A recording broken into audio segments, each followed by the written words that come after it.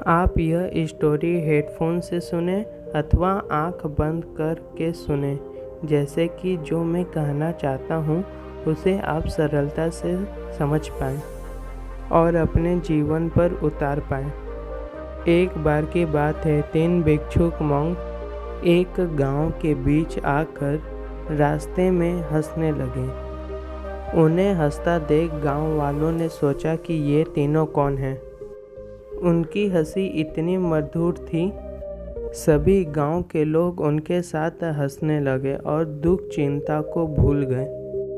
वह 3 भिक्षुक अलग अलग गांव में जाते, वह गांव वाले लोग उनकी हंसी देखकर खुद भी हंस पड़ते थे। जैसे ही वह चले जाते, फिर से दुख उनके जीवन में आ जाता था। वह तीनों जब भी हंसते थे तो पूरी अस्तित्व के साथ हंसते थे, पूरी संपूर्णता के साथ हंसते थे, जैसे कि उन्हें संसार का मजाक पता चल गया हो।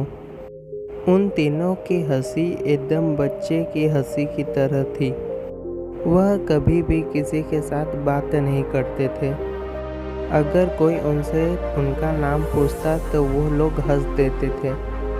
इसी प्रकार से उन तीनों का नाम लाफिंग मॉन्क रख दिया गया। बहुत समय बीत जाने के बाद एक मॉन्क की मृत्यु हो जाती है। सारा गांव आखिरी 2 मॉन्क को देखने के लिए आते हैं, क्योंकि वो लोग हमेशा हंसते रहते थे। उन्हें कुछ अलग देखना था कि अगर उनका एक साथी मृत्यु को प्राप्त हो गया है, अब देखना है वो तीनों लोग हंसते हैं या रोते हैं।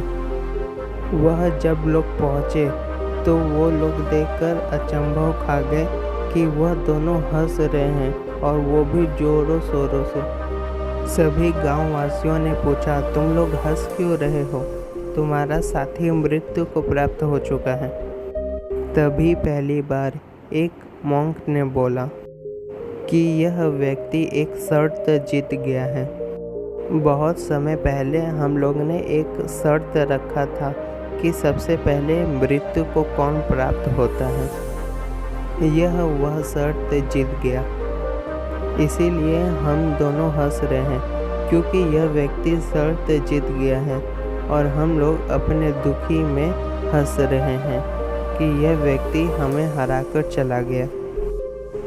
वह मृत्यु मॉन्क उन दोनों से पहले बोला था कि जब भी मैं मरूंगा तो मेरे ऊपर कोई भी नया वस्त्र नहीं रहना चाहिए और न ही मुझे नहलाना चाहिए, क्योंकि मैं पहले से ही शुद्ध था। मैं कभी भी अशुद्ध हुआ ही नहीं था। वाले लोग उन मृत्यु भिक्षुक का चेहरा देखा और वह चेहरा में भी हंसी था। जब उन्हें चिता में जलाया गया तो आसमान में पटाखे फूटने लगे। उन 2 भिक्षुक ने बोला, तुमने मुझे और एक बार हरा दिया। यह हंसी तुम्हारी आखिरी दी हुई हंसी है। इससे हमें यह पता चलता है कि अगर जीना है तो खुलकर जीना होगा, और हमें ऐसा जीना होगा कि जैसे हमें कभी भी पछतावा ना हो कि हम लोग ऐसा जीवन जिए हैं। जीवन देना प्रकृति के हाथ में है और जीवन जीना हमारे हाथ में है। अच्छे से जियो और मस्त मौला होकर जियो। गलत काम हमेशा दर्द देते हैं और अच्छे काम हमेशा खुशी देते हैं। वह अच्छा काम तभी कहलाता है जो मन से अच्छा लगे, अपने आप की हानि ना हो और ना दूसरों की हानि हो। यही होता है अच्छा कर्म। आशा करता हूँ कि आपको ये स्टोरी समझ में आया होगा। अगर आपको समझ में आया है तो ही सब्सक्राइब कीजिए, अथवा मैं अपना प्रयास जारी रखूँगा। शुक्रिया आप सभी का हमारे चैनल के साथ जुड़ने के लिए।